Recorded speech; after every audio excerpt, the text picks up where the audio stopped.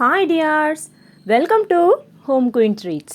இன்றைக்கி நம்மளுடைய home queen treats சேனலில் இஃப்தார் ரெசிபீஸ் வந்து ஏற்கனவே நான் போட்டிருந்தேன். அதில் வந்து ஜூஸ் ரெசிபீஸ், கஸ்டர்ட் ரெசிபீஸை வந்து இந்த வீடியோவில் உங்கள் கூட ஷேர் பண்ணியிருக்கேன்.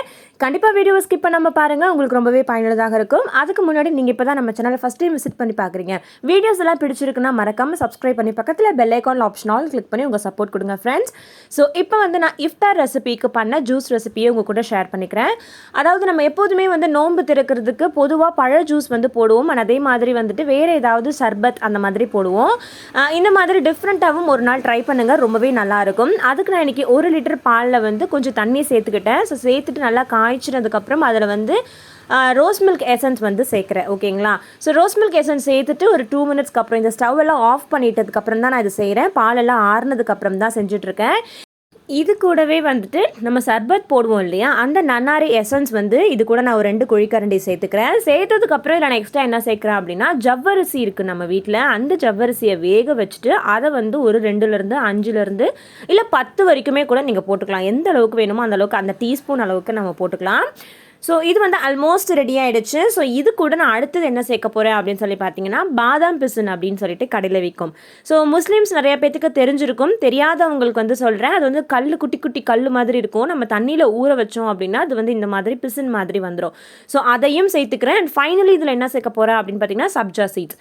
பிளாக் கலரில் கருப்பு எள்ளு மாதிரி இருக்கும். இதையும் தண்ணியில் ஊற வைக்கும் போது இந்த சீட்ஸ் வந்து நமக்கு ஊறி வந்துடும். ஸோ இது எல்லாமே வந்து இந்த நன்னாரி, அதாவது இந்த ரோஸ் மில்கோட நான் சேர்த்துக்கிறேன். நார்மலாக ரோஸ் மில்க் வந்து நார்மல் பால், சுகர் அண்ட் அதுக்கப்புறம் எசன்ஸ், இது மட்டும் இல்லாமல் இந்த மாதிரி விஷயங்கள்லாம் சேர்த்து நீங்கள் குடிச்சு பாருங்கள், அவ்வளோ அல்டிமேட் டேஸ்ட்டில் இருக்கும். ஸோ இந்த ரெசிபி கண்டிப்பாக ட்ரை பண்ணி பாருங்கள். அண்ட் இந்த ரோஸ் மில்க்கு தேவையான சுகர் உங்களுக்கு எவ்வளோ வேணுமோ அந்த மாதிரி நீங்கள் போட்டுக்கலாம். அண்ட் அடுத்தது அதே இஃப்தாருக்கு வந்து நான் ஒரு கஸ்டர்ட் ரெசிபி வந்து பண்ணியிருந்தேன். இது ரொம்ப சிம்பிள் தான். சப்போஸ் உங்கள் வீட்டில் கடல் பாசி இருக்குன்னா கூட நீங்கள் கடல் பாசி சேர்த்துக்கலாம். கடல் பாசினா அகரகர்னு சொல்லுவாங்க. அதையும் வந்து தண்ணியிலேருந்து வேக வச்சுட்டா க்யூப்ஸாக கட் பண்ணிக்கலாம், ஜெல்லி மாதிரி வரும். அதுக்கு கலர் வேணும்னா கூட நீங்கள் கலர் கொடுத்து அந்த ரோஸ் மில்கில் போட்டுக்கலாம். பட் நான் வந்து ஜவ்வரிசி போட்டதுனால அதை நான் போடலை. இப்போ வந்து நான் இது அடுத்து ஒரு 1 லிட்டர் பால். இந்த 1 லிட்டர் பாலில் தண்ணியே நான் சேர்க்காமல் நல்லா திக்காக வந்து நல்லா காய்ச்சிட்டு அதுக்கு வந்து தேவையான சுகர் வந்து சேர்த்துக்கிறேன். அண்ட் கஸ்டர்டுக்கு வந்துட்டு நம்ம நிறைய பேர் வந்து கஸ்டர்ட் பவுடர் வீட்டிலே ரெடி பண்ணுறாங்க. அதாவது பாதாம் பவுடர் பண்ணிக்கிறாங்க, அதுக்கப்புறம் வந்துட்டு மில்க் பவுடர் சேர்த்துக்கிறாங்க, சுகர் பவுடர் பண்ணி சேர்த்துக்கிறாங்க, கஸ்டர்ட் பவுடர்னு ரெடி பண்ணுறாங்க. பட் கடையிலே பார்த்திங்கன்னா ரொம்ப சீப்பாக வந்து நமக்கு கஸ்டர்ட் பவுடர் விலை வந்து கம்மியாக இருக்குது. நம்ம வீட்டில் ரெடி பண்ணுற அந்த கஸ்டர்ட் பவுடர் வந்து பார்த்திங்கன்னா, மில்க் பவுடர் எல்லாமே ஒரு 25-75 கிராமே பார்த்திங்கன்னா ரொம்ப ரேட் ஜாஸ்தி சொல்கிறாங்க. ஸோ நம்ம கஸ்டர்ட் பவுடராகவே கடையில் வாங்கிடலாம். ஸோ நான் வந்து எனக்கு பிடிச்ச ஃப்ளேவரில் வாங்கின வந்து ஸ்ட்ராபெரி ஃப்ளேவரில் கஸ்டர்ட் பவுடர் வந்து வாங்கியிருந்தேன். அந்த ஸ்ட்ராபெரி ஃப்ளேவர் வச்சுன கஸ்டர்ட் தான் இன்றைக்கி நான் வந்து இஃப்தாருக்கு பண்ணியிருந்தேன்.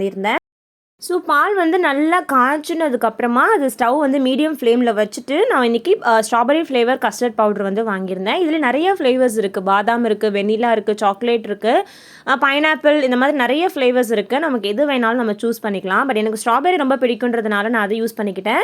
அண்ட் அதில் வந்து ஒரே 1 டீஸ்பூன் அளவுக்கு எடுத்து தண்ணி ஊற்றி நல்லா வந்து கரைச்சிக்கலாம், கட்டி எதுவும் இல்லாமல். ஸோ இந்த மாதிரி கரைச்சதுக்கப்புறம் பார்க்குறதுக்கே நல்லா பிங்கிஷாக இருக்கும். ஸோ பால் வந்து பார்த்திங்கன்னா ஃபுல் லோ ஃப்ளேமில் இருக்கணும். ஸோ இப்போ வந்து நான் அதோட சேர்த்துக்கிறேன். சேர்த்த உடனே நீங்கள் கைவிடாமல் கிளறி விட்டுக்கிட்டே இருக்கணும். 1 செகண்ட் கூட கை விட்டுறக்கூடாது. ஏன்னா இது வந்து அந்த பாலோட சேரும்பொழுது அப்படியே வந்து கட்டி கட்டியாக ஃபார்ம் ஆகிடும். ஸோ நம்ம இந்த மாதிரி ஸ்பூன் வச்சுட்டோ இல்லை கரண்டி வச்சுட்டோ கிளறி விட்டுக்கிட்டே இருக்கும்போது தான் நமக்கு வந்து நல்ல ஒரு க்ரீமி கன்சிஸ்டன்சி வரும். ஸோ இதுக்கு வந்து ஒரு 5லேருந்து 8 நிமிஷம் போல் ஆகும். லோ ஃப்ளேம், ரொம்ப லோ ஃப்ளேமில் வச்சு இதே மாதிரி நீங்கள் மிக்ஸ் பண்ணி விட்டுக்கிட்டே இருங்க. இதுக்கான சுகர் வந்து நம்ம முன்னாடியே சேர்த்துட்டோம், பால்லேயே வந்துட்டு இதுக்கான சுகர் சேர்த்துட்டேன். ஸோ 1 லிட்டர் பாலுக்கு வந்து நான் ஒரு சின்ன 200 கிராம் டம்ளரில் வந்துட்டு ஒரு 2 டம்ளர் வந்து நான் சுகர் சேர்த்துருந்தேன். ஸோ ரொம்ப சுகர் நிறையா சாப்பிட்ணுன்னு நினைக்கிறவங்க இந்த அளவு சேர்த்துக்கலாம், நல்லாயிருக்கும்.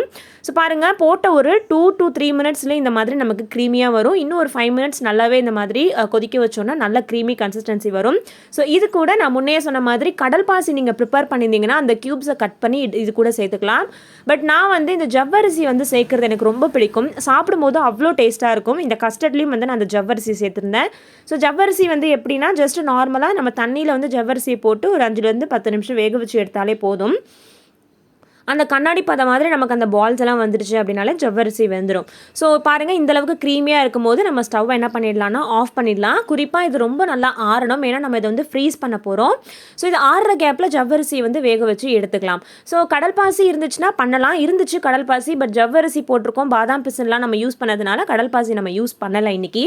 ஸோ ஜவ்வரிசியுடைய கலர் வந்து கண்ணாடி பதம் வந்த மாதிரி வந்ததுக்கப்புறம் வடிகட்டி இந்த மாதிரி வச்சுக்கோங்க. ஸோ நான் கஸ்டர்ட் கரைச்சி அந்த பாத்திரத்திலே வச்சதுனால கொஞ்சம் பிங்கிஷாக தெரியுது, ஏன்னா நம்ம கஸ்டர்டோட தான் சேர்க்க போகிறோம்.